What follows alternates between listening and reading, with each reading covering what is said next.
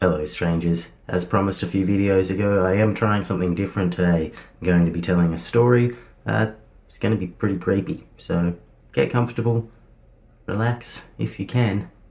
Let's get into it.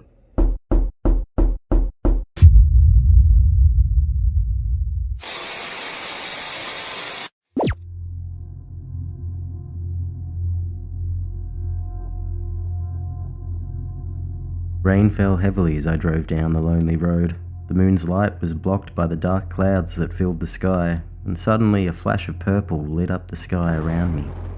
Lightning. Great, I said sarcastically and annoyed.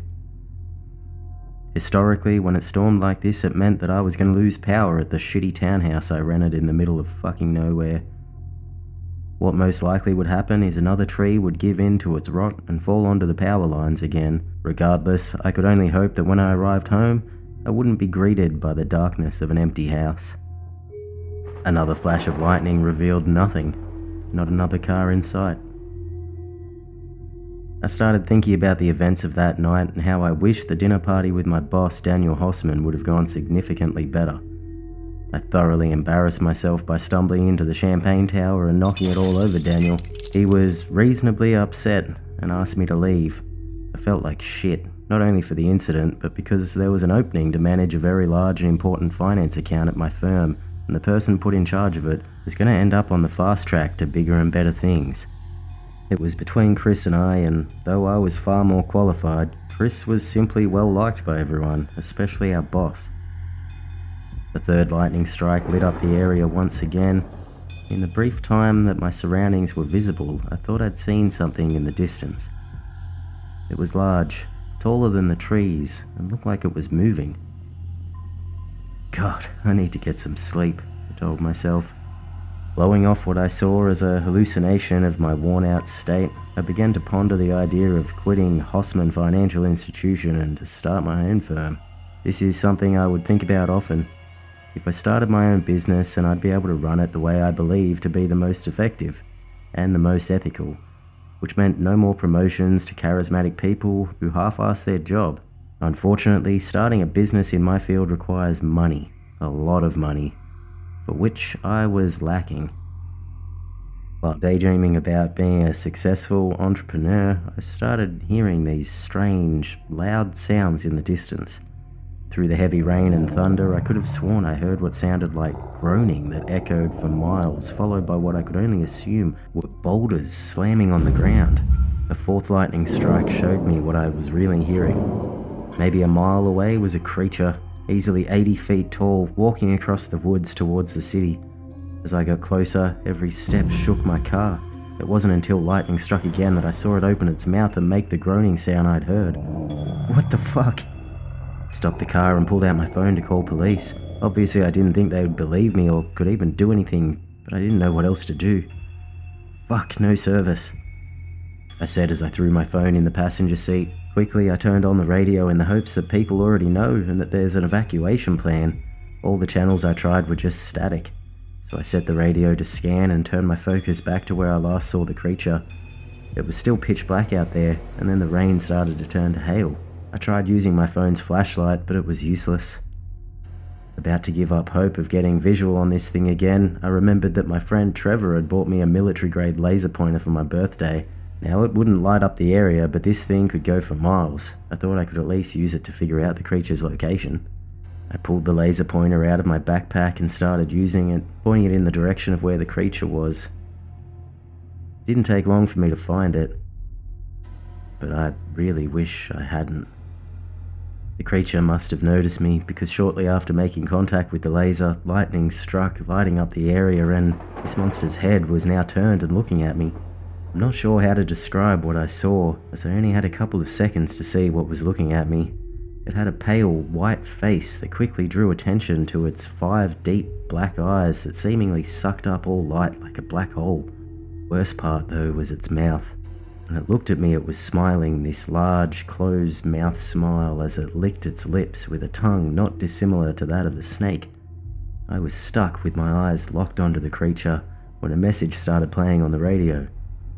This is the National Guard. We're in a state of emergency. Please stay indoors. If you are not indoors, then immediately find the nearest shelter and do not leave under any circumstances. This is not a drill. I repeat, this is not a drill. Awoken from the trance this beast had me in, I rode into action. I got back in my car and started driving as fast as I safely could in these conditions. My house was still 15 miles away, but even if I made it there, it was a piece of shit that could never keep me safe from whatever this was. I had nowhere else to go. The rest of the way there was nothing but woods, a few parks, and an open field. I should have listened to my crazy uncle when he said to build a bunker under my house. "The bunkers!" I yelled as I remembered that at one of the parks there was one of these old bunkers built during the Civil War, I think. They weren't safe from cave-ins, but they would certainly hide me from this behemoth. The park was only 3 miles away, but I could hear the creature coming in my direction. Based on the frequency of its steps, I could tell it wasn't moving very fast, but it must have had large stride because the sound of the vibration of its steps were getting closer and closer. This is the National Guard. I turned off the radio as the message began to play again.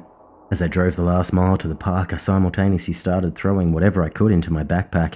A water bottle, my phone, a charging cable but no power brick, and some leftovers Daniel's wife insisted I take with me. Right as I finished packing, I arrived at the park. I quickly got out of the car with my bag and looked back to where the creature was. Using the laser pointer, I was able to see that it was much closer than I had predicted. If I was going to make it to the bunkers, I'd have to move fast. It was still dark as hell out, but I'd been to this park enough times that I knew exactly where I needed to go. I ran as fast as I could through the woods into the direction of the bunker, dodging all the trees and bushes in my way. When I finally arrived at the bunker, I pulled out my phone's flashlight so I would have some form of light when I got there. The metal door to the bunker was old and rusted, so opening it was challenging. Thankfully, the adrenaline coursing through me gave me the strength I needed to open it up enough for me and my bag to get through. Before I closed the door, the night sky was lit up once more, revealing that not only was the creature less than 100 yards away, but it wasn't the only one. I wasn't able to count exactly how many of them there were, but in the brief moment of light I could see at least 6. I am so fucked, I whispered to myself.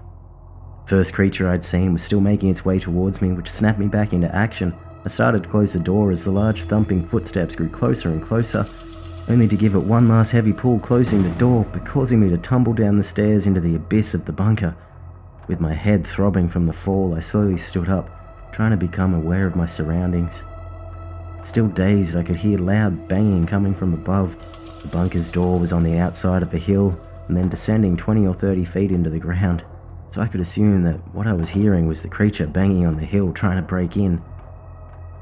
"Please don't make it, please don't make it," I pleaded to myself and whatever god was listening.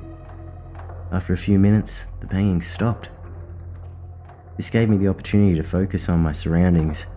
I used my now cracked phone flashlight to examine the room around me. To give some perspective on what it looked like, I'll say that the stairs leading down were on the south side of the bunker.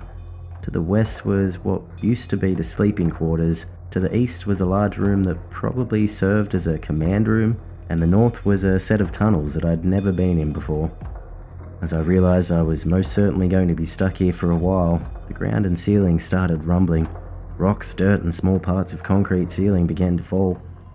I feared the creature was trying to break in again, but after listening I realized I didn't hear the banging sound like before. Using my flashlight, I started to look for cover from all the hazards raining down on me when suddenly the worst thing that could have happened. The roofing of the staircase leading out to the bunker collapsed. Large rocks, piles of dirt and concrete now blocked off my only exit out of here. I, Eric Tierman, was effectively trapped.